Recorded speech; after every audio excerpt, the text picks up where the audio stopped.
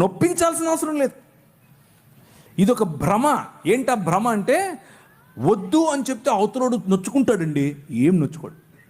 ఆడు నొచ్చుకుంటాడో లేదో తెలియదు, కానీ నువ్వు నొచ్చుకుంటున్నావు ముందు. అది నీ సమస్య.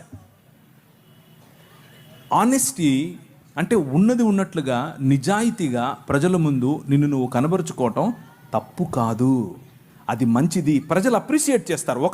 ఒకసారి ఏంటబ్బా ఆయన ఇలా చేస్తున్నాడు అని అనుకోవచ్చేమో, కానీ తరువాత నీ సత్ప్రవర్తన ఏమాత్రము వ్యత్యాసం లేకుండా నువ్వు ఆ వ్యక్తిని క్రైస్తవ భావంతో నువ్వు ఎప్పుడైతే దగ్గరికి తీసుకుంటావో అన్నీ అర్థమవుతాయి ఆయనకి. ఓకే, ఇది ఆయన నిష్ట. ఒక ఆయన వచ్చాడు నా పైన, బాస్. అప్పట్లో నేను ఒక కంపెనీలో పనిచేసేవాడిని. ఆయన బ్రాహ్మణోత్తముడు. అమెరికా వెళ్ళాం మేము ఇద్దరం కలిసి. కాదు ప్రవీణ్ గారు మీరు అని మొదలెట్టాడు. ఇక్కడే రామచంద్రాపురం అనుకుంటాను. ప్రవీణ్ గారు మీరు ఏంటండి మీరు అని 1-2 సార్లు నన్ను కొంచెం గెలికాడు. నేను అంటే నేను చాలా చాలా స్నేహంగా ఉంటాను ఆయనతో, కానీ ఆయన దానికి విలువ ఇవ్వాల. దానికి చేయండి, ఏం కాదు చేయండి అన్నట్లు నా వెంట పడ్డాడు. సరే కూర్చో అని చెప్పి ఒకరోజు, అసలు నువ్వు ఎలాగండి బ్రాహ్మణోత్తడివి అని అడిగాను. ఎందుకు అన్నాడు. నువ్వు అసలు సముద్రాలు దాటకూడదు కదా, 7 దాటి వచ్చావు, ఇప్పుడు ఎట్లయితావు నువ్వు అని అడిగా. ఆ భావజాలం గురించి మాట్లాడుతున్నా.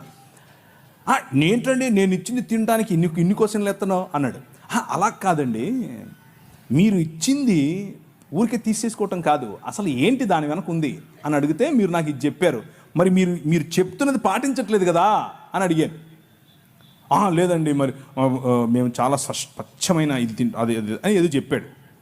ఏం తింటారో ఏం కలుపుతారో చెప్పారు. సరేనండి నేను కూడా తింటానులేండి, ఓ పని చేద్దాం, రేపు మా ఇంట్లో బీఫ్ బిర్యానీ ఉడుతున్నాను, వచ్చేయండి అన్నాను. ఏంటండి అలా అంటారు మీరు అన్నాడు. అంటే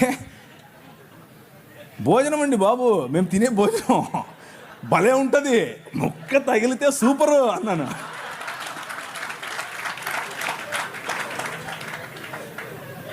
మీరు ఏ విధంగా ఇది తినడానికి జంకుతున్నారో మీ నిష్టలో ఇది తినకూడదు అన్నది మీ భావన, తినరు. అలాగే మా నిష్టలో అది తినకూడదు అన్నది భావన, దాన్ని అర్థం చేసుకోండి. అంతేగాని పద్దానికి వచ్చి మీరు ఇలా క్వశ్చన్ చేస్తే నేను కూడా క్వశ్చన్ చేయాల్సి వస్తుందని చెప్పాను. బీఫ్ బిర్యానీ సూపర్ ఉంటుంది, దోశ వేసి పెడతా అన్నాను. బీఫ్ వండి దోశ బీఫ్ ఏంటండి ఆ కాంబినేషన్ ఏంటంటే, నేను అన్నాను భలే ఉంటుందండి బాబు. ఆయనకి తెలియదు, అర్థం కావట్లేదు ఆయనకి, సంగతి ఏంటి అంటున్నాడు.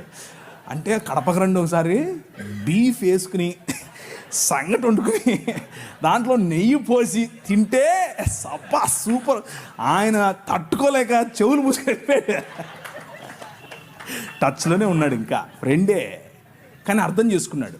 ఆయన నన్ను పెస్టర్ చేయటం. సో ఫ్రెండ్షిప్ మంచిది, ప్రజలను కోల్పోవద్దు, కానీ నీ విశ్వాసం అంతకంటే